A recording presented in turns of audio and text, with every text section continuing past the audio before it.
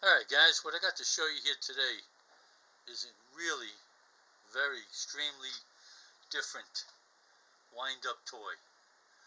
This toy is from 1950, and as you can see, there's two bears here.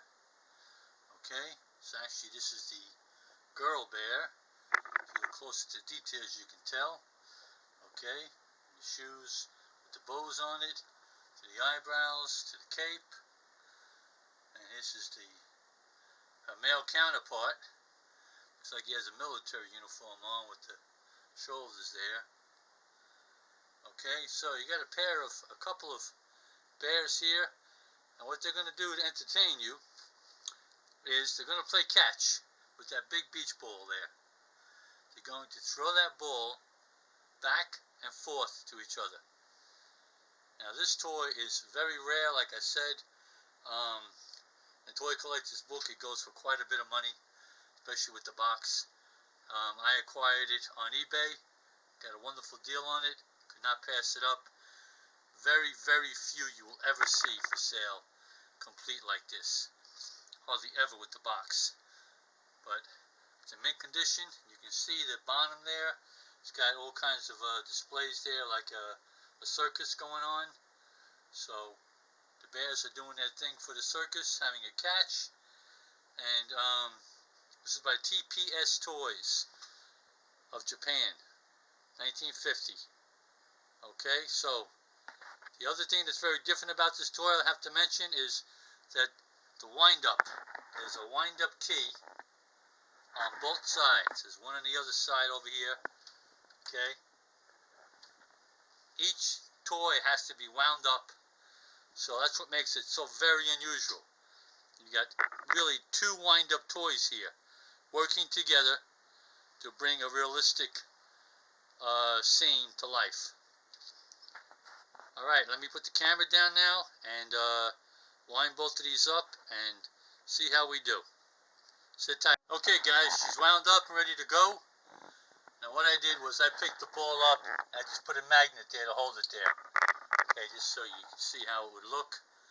Alright, and so they're both wound up and we're ready to show you how it works. Actually, on the tin, it actually has instructions on this tin.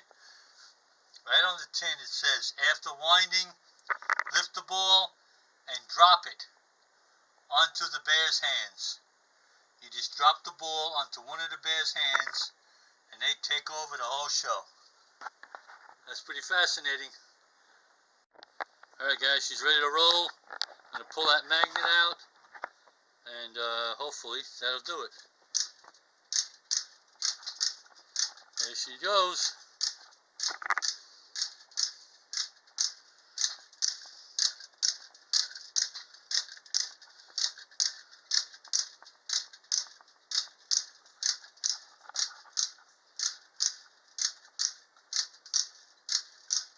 What do you think, guys?